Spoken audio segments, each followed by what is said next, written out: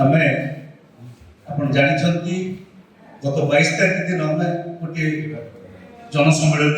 जनशुणाणी करथिलु हमर जते उपभोक्ता माने अछंती राजनीतिक दल माने जो माने सहित संपर्क रखिछंती आंदोलन सहित समस्ते उपस्थित थे सेठी जो आलोचना होता से आलोचना निर्देश आम आज आगे उपस्थापित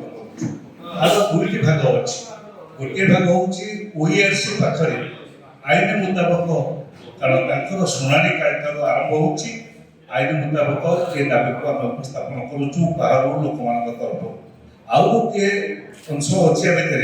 जोटा सरकार को पाखे दाबी करुचु कारण सरकार अनेक भाव में विद्युत हूँ साधारण लोक अधिकार ये अधिकार को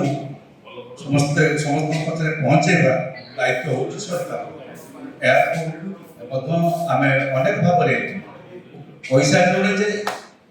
मौलिक अधिकार भितर अंतर्भुक्त कारण आम संविधान धारा 21 अनुसार गोटे भल जीवन यापन करने निरवच्छिन्न गुणात्मक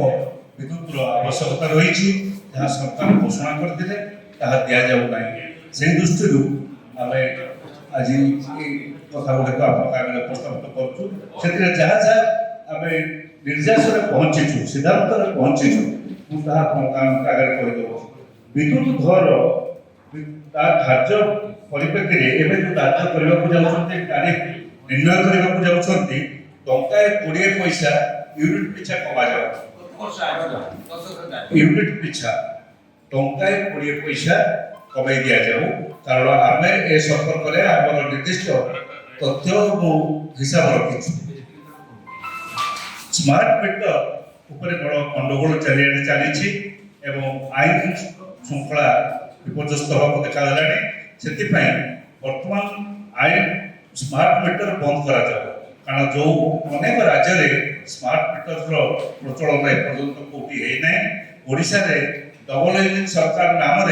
स्मार्ट मीटर को जबरदस्ती आम पाखे पहुँचेगा चेष्टा चलती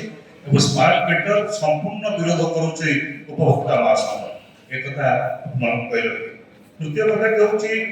जो सिक्यूरीटी एडिशनल सिक्यूरीटी आम आदाय करवा नियंतु आईन व्यवस्था अच्छी किंतु तार जो हिसाब करा 3 मास जो दिया सब बिग पीरियड हिसाब करा कहूँ 6 मास हिसाब कर